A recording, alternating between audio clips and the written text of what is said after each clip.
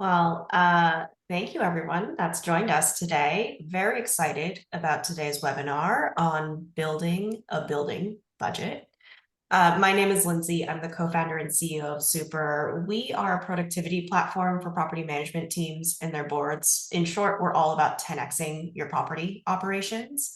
Our software platform makes collaborating and proactive planning much more seamless for property managers and their boards. And we provide tools for everything from like decision making and financial oversight to meeting planners and taking minutes. So if you're interested in learning more, we're doing everything we can right now to support our board customers with technology despite the budget crunches, which we will talk about this year. So please reach out. Quick background on why I even started Super in the first place. I have been on the board of 3 different condos over the last decade plus. And so for many of our board members in attendance today, I get it. But I think this upcoming year specifically, just to acknowledge it is tougher than it's been for a very long time. We've got this economic climate, we've got the actual changing climate, we have increasing costs across every category for managing properties. They say that the first step to solving a problem is acknowledging that it exists. So I think that is something that we're here to do today, and realizing that properties do have a problem. The cost of labor, insurance, materials, staying compliant. If you're in cities like New York, borrowing money, all of this is going up. And in many cases, it is far outpacing inflation as well. So that's the reason we brought this group here together today, that we want to help you understand how buildings can make responsible budgeting decisions on operating costs as well as capital expenditures in this environment. So really excited to collaborate with Terry Rogers, the publisher and founder of Brick Underground, and Mark Levine, the principal at the management company EBMG, one of our clients, and also a manager of almost 200 properties across New York and beyond. So real expert here on running healthy buildings and supporting boards in that mission. Before I turn it over to these folks, you will notice that there is a little Q&A area of this Zoom webinar. You can write your questions in as you go. We will make sure to spend ample time at the end for your questions. So just make sure to pop those in and we'll get to those at the end. Mark, we have a ton of questions for you, so I hope you're ready. I'm ready. Great. And then Terry, do you want to kick us off really quickly with an intro before we go on and grill Mark? Sure. Thanks, Lindsay. I'm Terry Rogers, the founder and publisher of brickunderground.com. And in case you're new to us, we are a trusted online resource for New Yorkers navigating our crazy real estate market here in New York.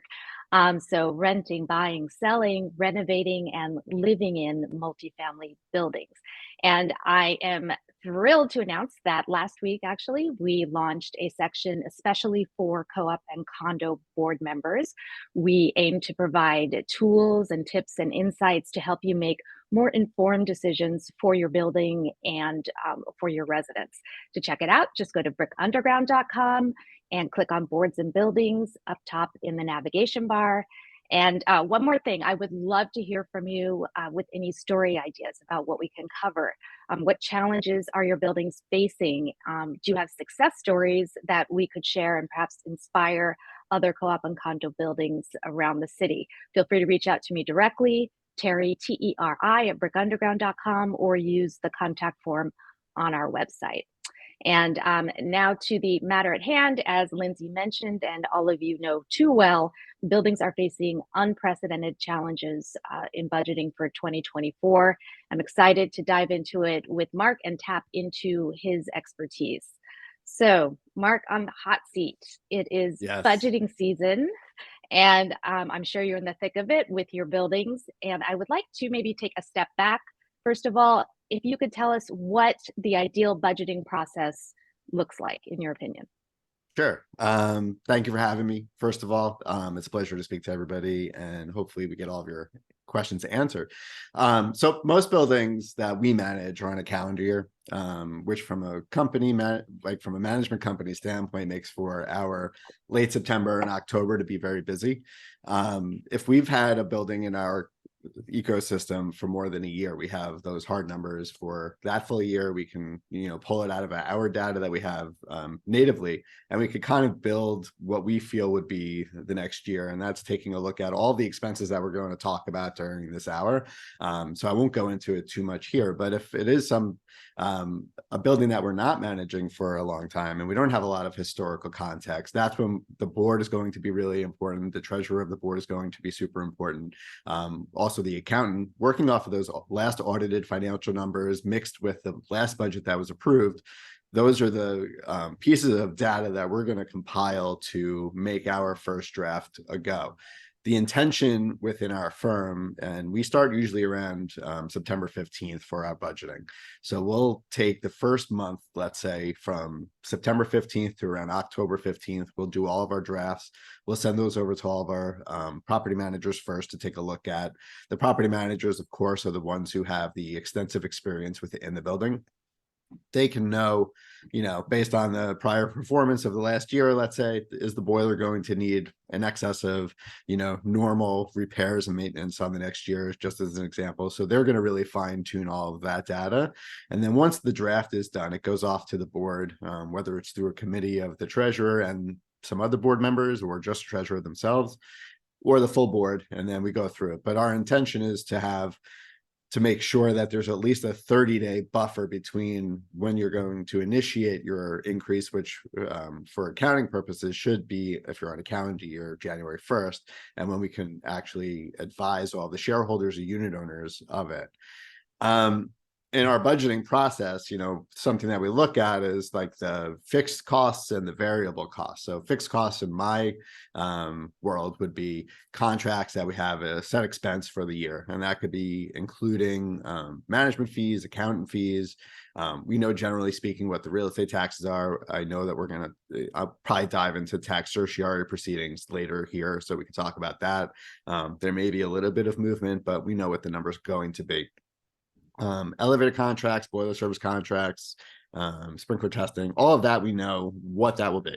There are certain variable costs that we also have to be cognizant of, and those are the things that we could guess. And just the biggest part to remember about a budget, it's a tool to guess, to make the best estimate based on the information that you have today of what your expenses will be for the next year. So you may not win every year. You may lose some years. You may win. Great. You have a surplus, but we're really trying to tie it into the actual numbers. And variable costs, in my mind, costs are going to end up with an initial amount, as I said, best guess, boiler, elevator repairs outside the scope of the service agreements. You've got fuel and heating. You've got oil and electricity, legal costs.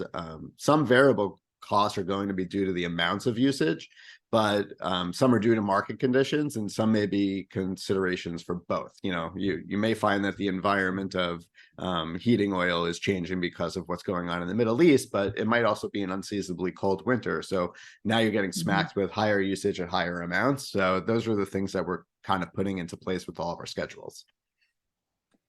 Is this the only time of year you should be revisiting your budget and your financial performance as a building? I don't think so. Each board should have the documentation and the capability through their managing agent to review at least the base financials monthly. What we're providing every month is a detailed comparison to your budget in the income statement. That's going to show how you're performing on each line, the GL codes of repairs and maintenance, and you've got insurance, and you've got other, items that we kind of compare there. And it's going to show performance through both the month to month and also over the year as it compares to the budget. And you'll see variances of, are we overperforming, are we underperforming, and those are the things that you could look at. I think that you could do monthly. Inside the monthly financial reports, beyond that, like budget review, is going to be also a set of your cash balances, your open arrears, your open payables, anything that is going to be needing to be monitored by the building's financial oversight committee. That could also include all of the invoices that were paid, copies of them, and also check registers. I would say that each board should at least look at things on a quarterly to semi-annual basis in a better, more fine detailed approach, because if we're seeing that 6 months through the year that we're having an exceptionally, high repair and maintenance cost, and now the budget has blown because the expectation is if we track this out and over the next 6 months, we're going to be, let's say, 15% over what we expected.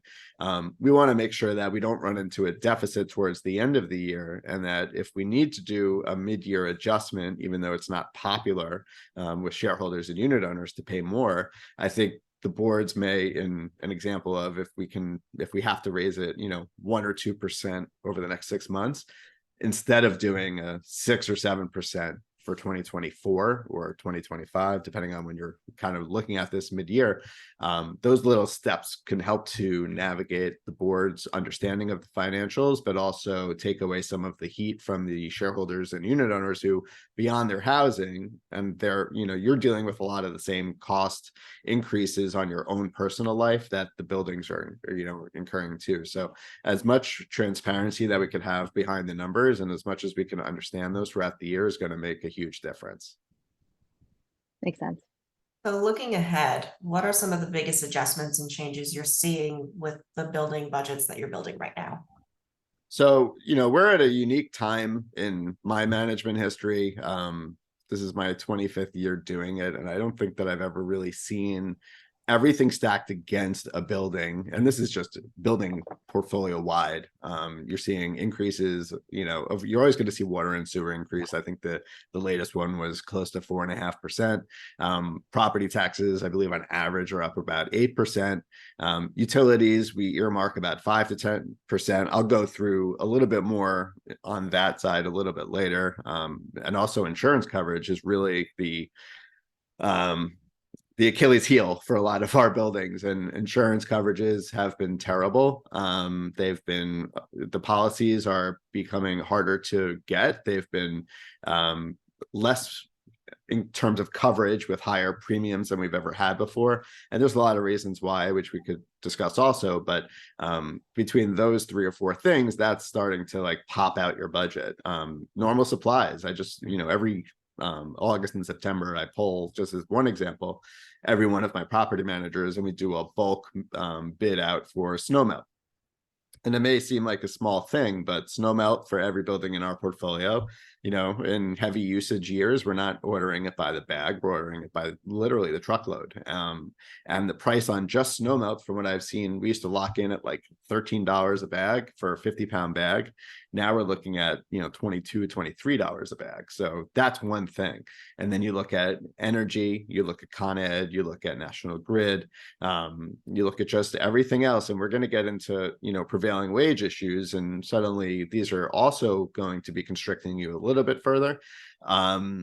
Insurance requirements from the building's perspective is also changing the game. So if we look at not even insurance company coverage for policies for your building, we now have insurance companies kind of dictating to us, saying you can only use vendors that have a certain level of, and this isn't every insurance company in every building.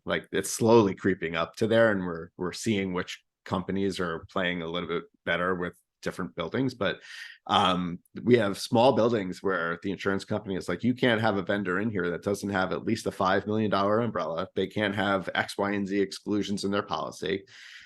So what that's doing is, and this is, again, not just one building, this is a whole host of buildings. It's basically creating a marketplace that's shrinking, because all of the vendors that we used to have good relationships with and be able to get cheaper pricing because their overhead was lower, now the requirements are changing, which means that they are now being squeezed out of working because they can't afford to carry the insurance that's required by your building's insurance company. So the cost is being assumed by the building, and then you can't even use that vendor anymore because he is not willing to get that insurance, where he has to carry that now for the next year, just for that one project. And this may change over time, not in the sense of what the needs are of your building, but the way that the contractors carry this insurance, they may be forced to, or they may be forced to go out of business, or they may be forced to combine forces with other people, which that also shrinks the market, and that creates more leverage for them to say, we're going to raise our prices. Insurance is definitely a really big one, just because you're basically seeing, in some cases, a decrease in coverage, but an increase in premium as well. So, and obviously, just thinking about our backyard here, with all of the climate related disasters, right? The flooding and in New York, it's almost impossible to get flood insurance, right? At this point. So it's no surprise that these premiums are rising. Is this just a reality that buildings need to live with? Like, are we just saying you have to increase your budgets here on forward for that?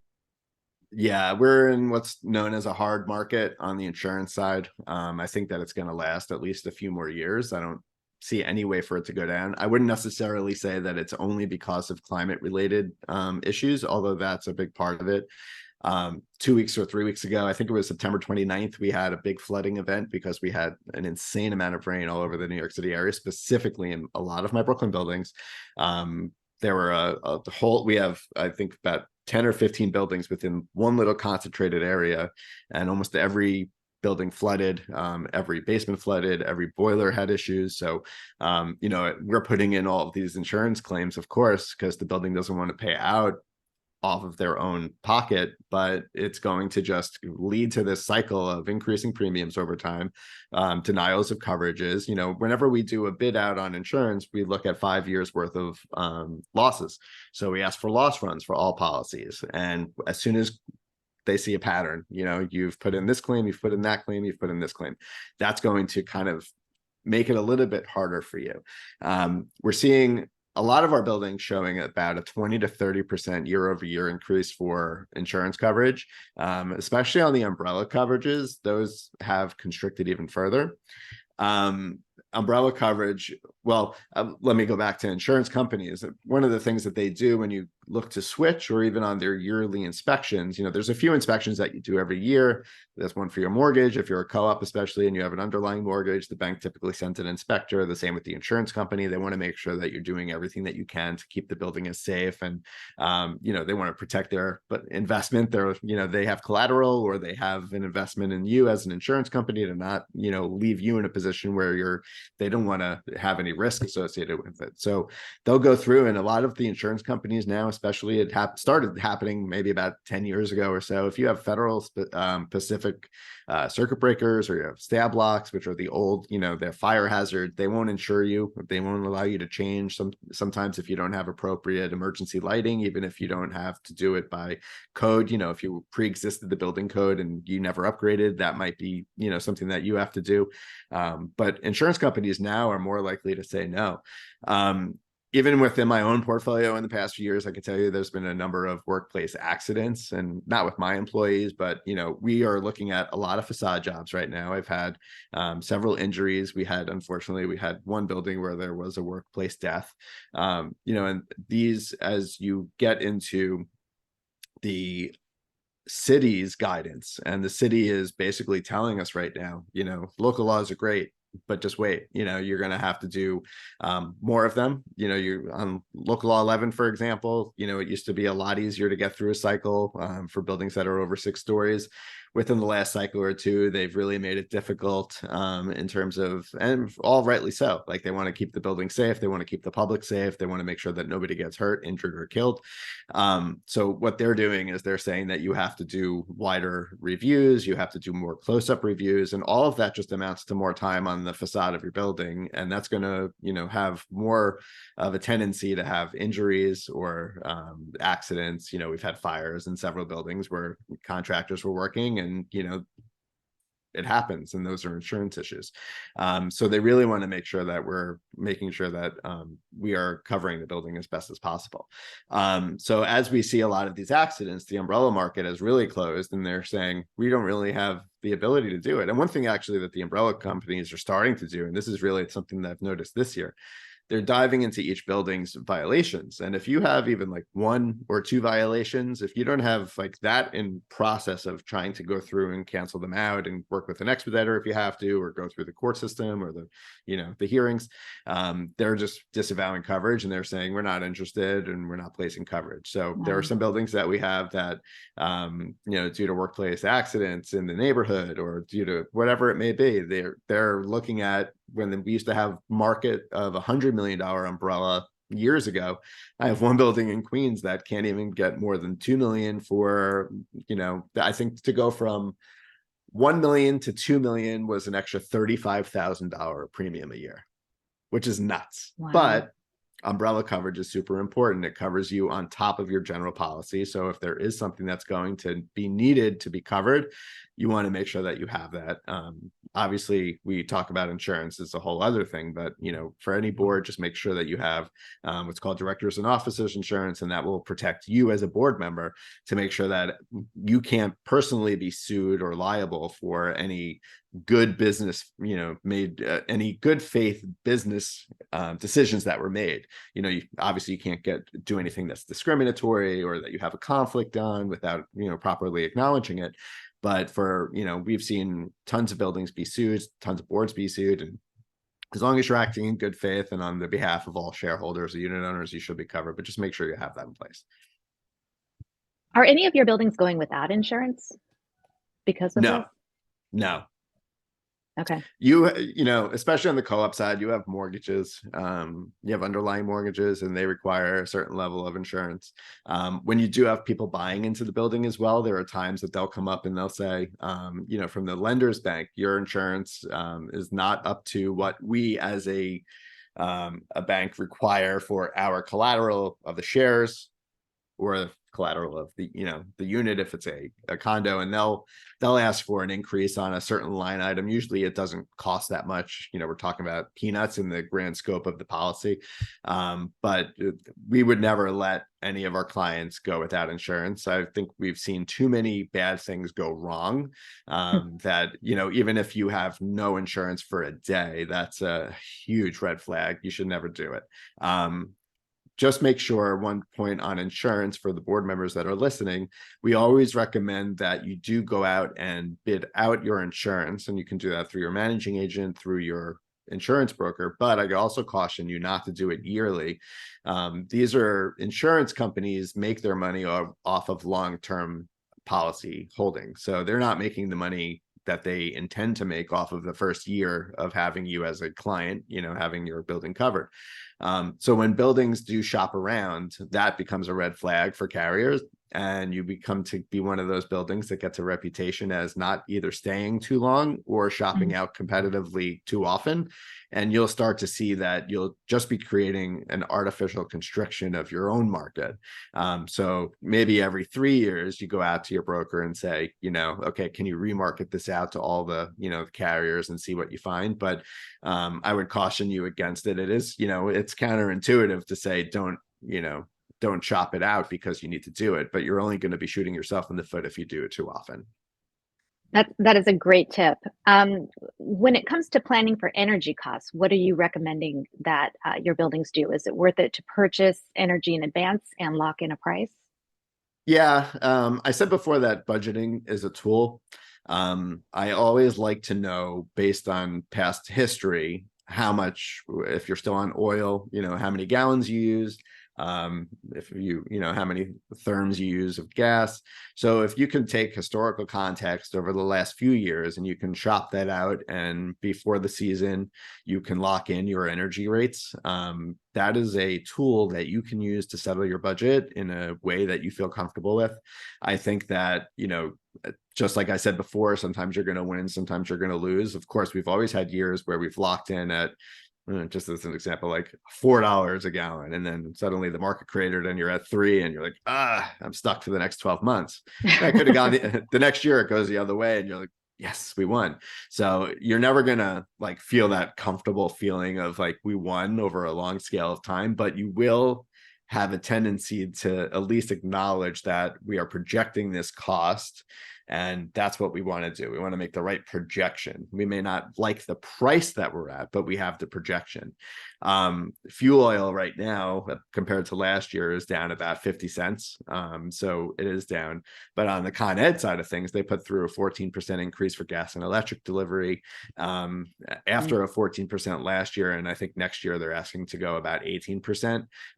So these are continuing to drive up. And it's really important to understand that, in terms of electric and gas and fuel, you're not looking at the same view over the year. So when we're looking at budgeting tool and we say, okay, this is broken down over 12 months and the variance report comes in, and you're looking, okay, in February, we're super high, compared to the budget. You have to remember that it's a curve, right? It dips. So from let's say January to March, you're using about 55% or maybe a little bit less of your total year's energy spend. And then April through like October, it kind of dips down, and maybe collectively that's probably about like 25%, 30%. And then the rest of the year, October through December, is also another high.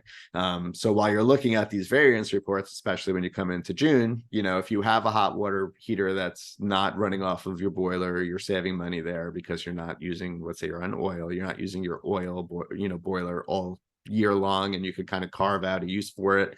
You're saving on energy, you're saving on fuel, but you have to just look at things in the way that they actually go. So as I said, I think looking at it from a lock-in perspective, just for peace of mind, that's the right thing to do. If you have an ESCO, which is an energy service company, just keep an eye out, because a lot of the contracts that we'll look at on the ESCOs, especially when we have a new building coming in, we'll look at all the contracts and we'll see that there was an ESCO in process, which means that you have an alternative supplier. And then, an alternative service company. And if you don't look at the fine tooth, writing over there on the contract, if you just let it auto renew, the prices go up insanely each year over year, and they're completely out of whack with the market, and you could be wasting money. So we always keep track of that on the ESCO side. But if you are using an ESCO, make sure that you're properly in contract. That's another great tip. Thank you. Shifting gears a little bit, local law 97, the elephant in the room. 2024 is when the penalties of $268 per ton of CO2 above the limit start to get enforced for buildings over 25,000 square feet. Even if the fines today are low, they increase every 5 years, and it's estimated that 25% of buildings in the condition they are now will fail to meet the new emissions limits, and 80% will fail in 2030. But now buildings can show a good faith effort to comply. So how should buildings be thinking about compliance with local law 97? So most of the buildings in our portfolio have a $0 exposure for that first 2024 benchmark. And those that we do have exposure, we're working with them on. Once we go over to 2030, that's a little bit of a different story. I would say a good majority of them have penalties built in, and this is going to be a few different ways to look at it. You know, when you know what the penalties are, and this all also relates to your energy grade signage, all of that work that we're putting into compiling the data. And if you're over 25,000 square feet, then you've got the letter grade. I think it's A, B, C, D, and then N, if I'm not mistaken. I don't remember if there was an F. Maybe it's A, B, C, D, F, N. N is no report. So you're going to see, if you don't have that up on your building, you should. That's a violation if you don't. And we actually have a company that we use to do all of our data, and then they actually place the stuff up, so we know that that's taken care of. But this isn't going to affect many buildings, at least on the first go around. So you do have a little bit of time. So during the first year, we do recommend that you begin planning with a company that can kind of analyze the state of your current building and see what the scope of work would be for the cost to come into compliance. And I think that's where that decisions could be made. A lot of what we're talking about is like factoring cost versus, penalties. If we know that there's going to be a super small penalty in 2030 because you're in good shape, does it make sense to spend, excessive money to bring your building up to what they would consider to be compliance if it's not going to fundamentally alter, or maybe meet near what the penalties would be if it's like a $2,000 a year penalty? Doesn't make sense to spend even $10,000 on, getting your building to a certain spot. But anyway, I know I'm getting off track. So you do have to have a good faith effort to kind of delay these penalties, at least in the first category of 2024. So if you are a building that is showing that you're going to have penalties, it's not just that you go to the city and say, we're working on it. You do have to make a good faith effort, and you have to hire a company that's going to engage in a review. But you also have to have an actionable decarbonization plan in place. You have to have professionals on hand. You have to have the financial plans. You have to have timetables, and you have to have a clear path towards completion.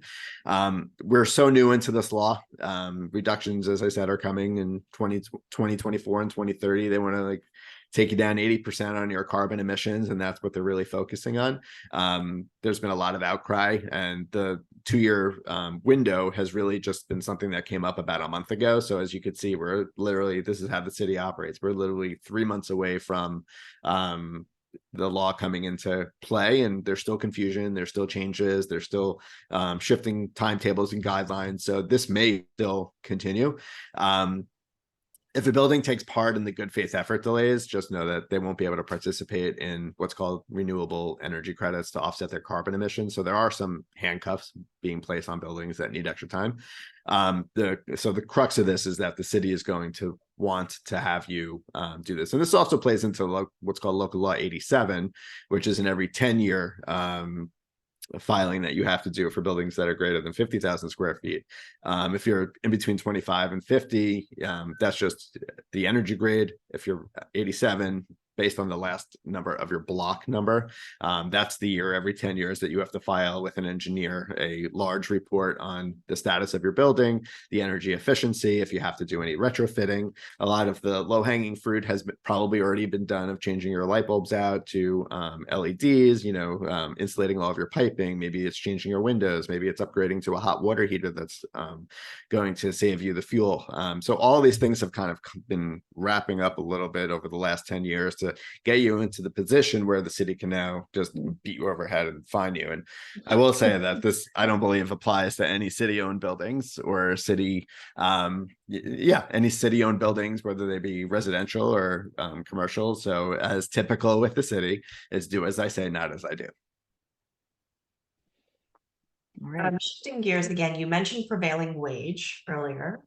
And I've actually heard of some buildings, conversations with managers as well as boards that are choosing not to pay prevailing wage and take the hit on their tax assessments. So they're basically making a trade-off there, right? But first, can you just explain what prevailing wage is to our audience? And then let's talk about the pros and cons for taxes. Sure. So there's a few buildings that this doesn't apply to. First, let's just get that out of the way. Union buildings, they are assumed to be paying prevailing wage because they have contracts with the union. So that's not in play. Also, an average assessed value, exempt buildings, if you have an average assessed value of $60,000 or less per apartment, or your building is less than 30 units in size, or you do have to actually play into this if you're less than 30 units, but you have an assessed value that's more than $100,000 per apartment. And remember, this isn't market value. This is assessed value, which is completely different. So your taxable assessment will tell you, if you take that total number and divide that by a number of apartments, you'll see what your taxable assessable value is, assessed value is. Once you get to the over 30 units, that's where it applies. This is essentially the city or the state is telling us that they want to make sure that all of your building employees are being paid a fair living wage. And one of the, the carrots that they have is the tax abatement, the co-op, condo abatement, also STAR, veterans, disability. So this is a way of tying it in. What the city is saying is you have to pay, I think I saw that the 2024 numbers, for Porter, it's starting around almost $28 an hour. For a handy person, it's almost $31 an hour. And then for the supers, it's more. Supers, it gets a little complicated because you've also got to factor in if they're a live-in super with the value of the apartment. But this is something that you have to do yearly. You have to provide an affidavit saying that I, as a board, or we as a board, are going to be paying our employees and all vendors a prevailing wage. And in doing so, I am allowing, or the city is going to allow me to get the benefit of the abatement. The abatement discussion is going to happen differently in different buildings. I think it's more on the co-op side that it's going to be more of an issue with the shareholders. They want to see that abatement. They're used to seeing that abatement. Most co-ops are more restrictive than condos in terms of subleasing out units, because the theory of a co-op is that it's a cooperative corporation. We really like having our shareholders live in the building, and we don't want it to be an income producing property for those. Of course, there are sponsors that still have, or holders of unsold shares that have blocks of apartments in their buildings. But the reality is everything that's been sold, they want to actually have in-house. So there's a few different ways that you could get the abatement or be qualified by the city. And it's usually if you're a primary resident in the apartment. So that means you can't own it in an LLC. You can't own it in a trust. You have to be there. You can't sublease it out. You can't live somewhere else. You can't have your license with another address, and you can't own more than 3 apartments in a building. So this kind of even is more likely to be in a co-op, because in a condo, it's more of an open season. It's more of an investment tool for a lot of people. A lot of, especially the newer condos that we have, the unit owners have never lived there. They've bought an occupied apartment that's, leasing, and they continue to do that. They often shield their identities through LLCs. That's what the city wants to avoid. So the difference of the co-op question versus the condo question is, I think the co-op is more likely to play into this prevailing wage, so that they still get the benefit of the abatement. So that we're all clear, the abatement is an adjustment on your taxes. It's not like the city gives the management agent a check. Let's say the abatement is $100,000 that we have to distribute across the shareholders that they specifically said that we could give it to. We actually just get the number, and then we have to pay it out of the operating account. So 99.9% of the time, what co-ops will do, they will hand out the assessment on a dollar for dollar basis, make sure that each shareholder is getting what they are entitled to by law, because that's what we legally have to do. So we can't just take that money back, right? We have to create an assessment, but the assessment has to be fair, and it has to be distributed across all shareholders evenly. So let's say it works out to $2 a share. Even if you are a shareholder or a holder of unsold shares or a sponsor who doesn't get the abatement because you don't qualify for it, you still get hit with the assessment. So it is still going to be an out of pocket.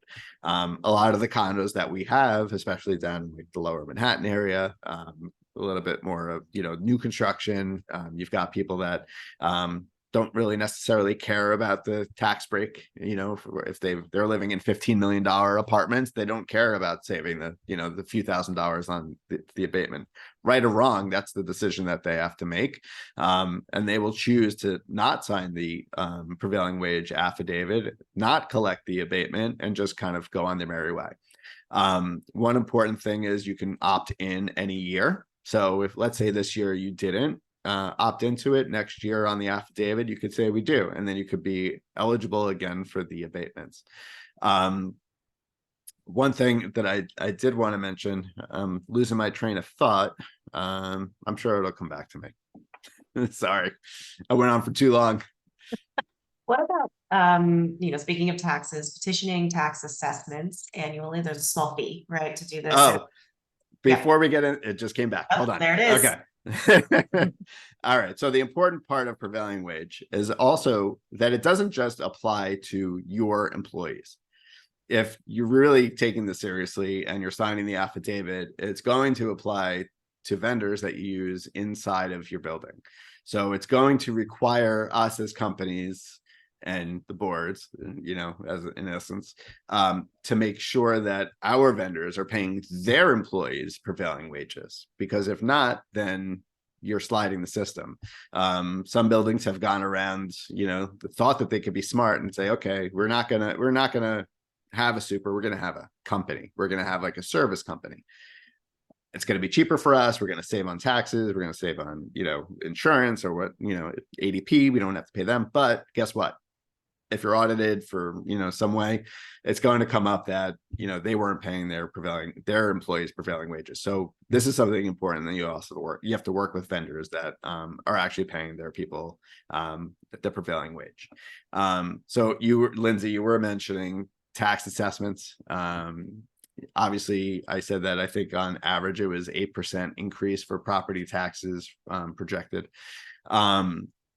I think that protesting your taxes yearly is a duty that you should have by virtue of just routine. We're going to do it no matter what. It's about $100 or $150 to file. They have what's called tax certiorari firms, and their sole purpose is to literally just take your information, compile it with neighborhood data, go to court, sit with a mediator, try to protest and fight that you're overassessed. And the way that they work is on contingency. So you're not paying them beyond the fee to at least do the paperwork initially, which is again like $100. You're paying them based on your savings. So it's really, and it's like, you know, a personal injury attorney. They're worth what they bring you. So if you are going to save a higher percentage, they're in there, they're trying to fight for you because they know that the more that they save for you, it's based on the savings, their cost or their fee, they're going to make more.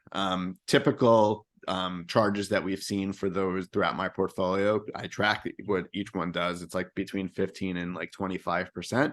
I think if you can get a company in there for 15% of the savings, that's a great savings for you or a great fee for you.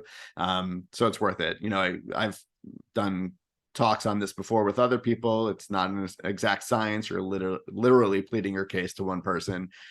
If he had a good day, if he had a good morning, he didn't have his morning coffee yet, you know, that could come into play. It's not like you can go and, you know, protest it again and say, but they were biased. You're just handing them data. They're making a decision. I think it's 50-50. You may win some years. I have a lot of times where the lawyer will come back and say to us, you know, here's the offer. We don't recommend that you take it. We recommend refiling next year. So we will kind of take that into consideration and move with that. But yes, as a standard and for condos, if we have the ability to through the bylaws, because condos are different. Every one of the condo units has its own block and lot number. We'll ask the board if they want us to file on their behalf as like a block of unit owners. And the same thing happens. And hopefully if it is taken and the deal is approved, then you will see that kind of come over your specific real estate tax statement that comes quarterly. Well, amid all of the increasing costs that we've talked about so far, is there anywhere buildings can turn to find cost savings? It's hard. I think working with a company that can maximize savings is kind of a good start. You know, we've got scale now. I mean, in my company, we've got in the 5 boroughs, we have about 100 buildings. On Long Island, we have close to 70. So we are at a point which is different than when I started 25 years ago, where, you know, we were kind of trying to get anybody to work with us, but now we've got vendors that want to kind of step out of their way to work with us because of our scale. So we can initiate savings that way. There are certain things that we do, and I would imagine that hopefully if you're not managed by us, that your management company is doing.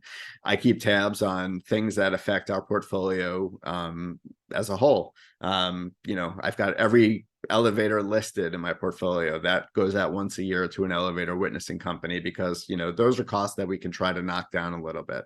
We're not going to change the elevator service company, but we are going to try to get the best price for the witness to oversee your category 1 test, to make sure that the periodic test runs smoothly. And those are things that are required every year, but you need a separate company to oversee that. We're doing the same thing with our local law 152 gas testing. You know, every 4 years you have to do that. It's a sensor test that for all common areas, but it could be expensive. It's by building identification number, which is also called a bin number. So even if you're just one block and lot, you could have multiple bin numbers, which means you may need multiple tests. That's traditionally, let's say, between $1,500 and $2,000 per test. And that has to be done every 4 years. It's based on your community board number. The same thing goes for backflow testing. Like, those are the things that we scale. Everything that is, you know, in that bucket, each service, let's try to bid that out. Let's try to save. I said snow melt before is up $10 because we do, and I know that because I just did that, because we do bulk bidding of certain building supplies. So everything that you could do, there are certain things that you can't control. You can't control those hard costs. You can't the variable costs, but we were speaking about before, are the things that you could try to you know, hammer down as much as possible. But short of not providing heat, not providing hot water, you're going to have, you know, and that's obviously a violation. Don't do that. You're going to be in a position where it is going to start costing you money. But trying to chip away at some of these ancillary expenses that you can have access to or get dinged with, that's going to be the best thing. And just work with partners, you know, management companies, service providers that are in it for the right reasons. They're in it for the long run. They're not in it for the quick buck, because those are the companies that are going to kill you and leave you, and then you're going to be stuck holding a bag without a lot of money in it, but you're going to have to do more work. So just get all the professionals on, you know, in your ecosphere in play, have them work on your behalf, and try to really drill down on all these little side costs that you can save money on. Are there any new revenue streams that you've seen? Like years ago, it was renting out your roof for cell towers, things like that. Yeah, it's hard because you guys are like, as a building, you guys are a closed economic like world, right? You're an economic system. So the shareholders or the unit owners are the primary source of revenue and income, whether it's through maintenance and assessments or it's through amenities, storage, parking, laundry, party room rentals. We've seen that. Many buildings, especially newer ones, just don't have that much like empty space to reconfigure to bring in new sources of incomes. You have a lot of those like 1950s and 1960s buildings where they've got, just empty basement areas, just like built, rooms and rooms and rooms. But it costs money to upgrade those rooms to make them code compliant for whatever use you're looking at. You can do that. You have to offset offset the cost to see how much is this going to bring in, like anything else. You can do solar, you could do rooftop cell service. I have a lot of we're like 20 years into cell service. So if you don't have a roof antenna system up there, either it's been not approved in the past or they're just not interested in your space. I have a lot of leases that were turned into long-term leases on roof spaces where they've said, okay, for like 50 or 100 years, we'll take over your space and we'll give you $300,000 now. I don't recommend that unless you're at the point where you have all this work to do and you can't because you can't afford it and you need this infusion of cash. And it's kind of like, it's hurting tomorrow you. It's not hurting today you.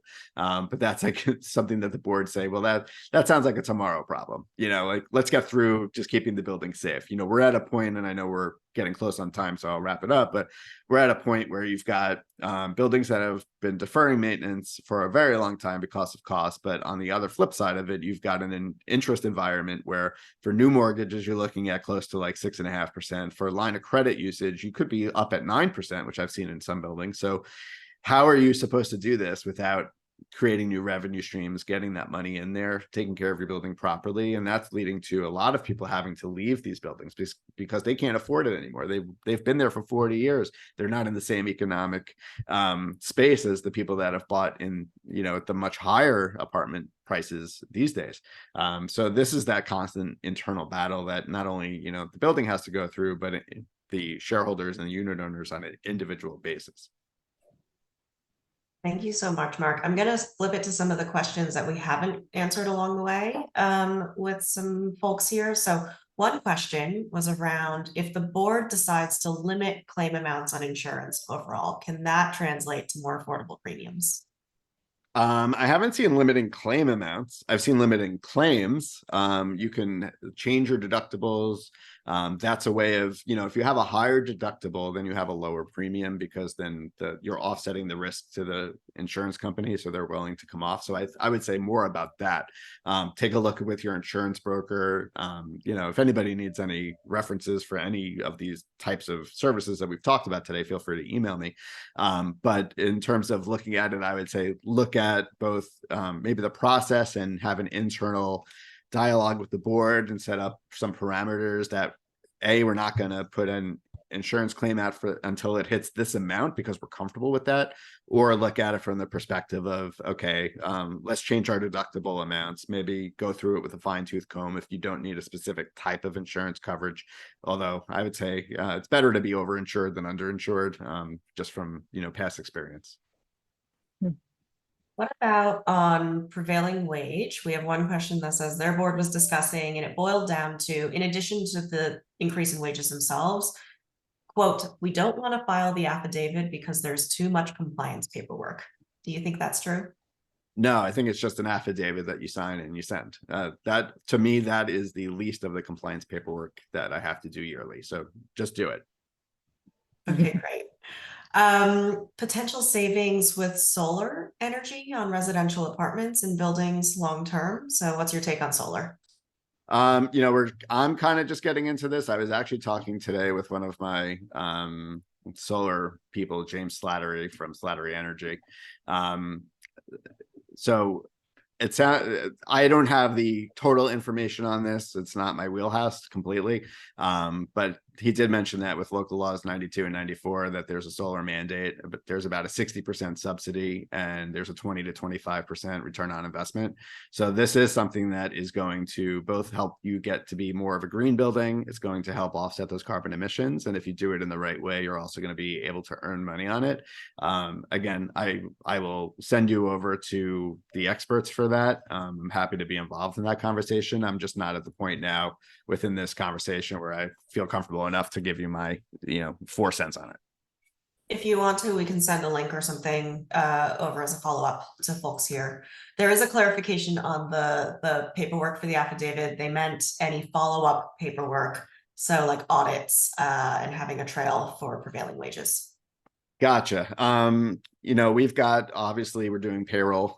We use ADP for our payroll. So we've got everything audit, traceable through ADP. We keep everything in our management reports and in our Dropbox for all of our buildings. So that's not a problem.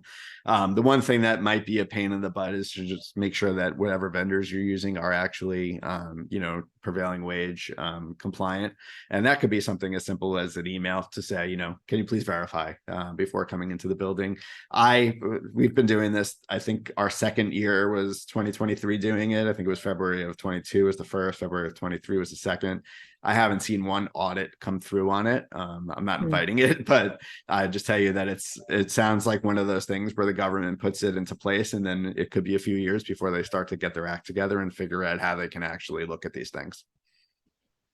Yeah, knock on wood, right? No audits. Yeah. I think we have time for one last question here. So this question is around local law 11, which is the facade inspection requirements. The question is that this cycle is going to cost approximately 2 times what it did 5 years ago. Not the first building I've heard that from, and same with management companies as well.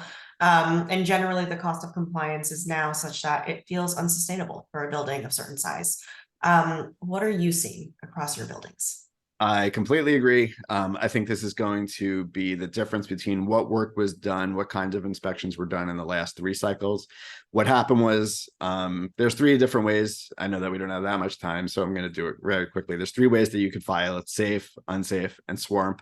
SWARP is, unsafe we want to avoid. And that's when you actually have to put up a bridge and then do the work immediately. You get a violation.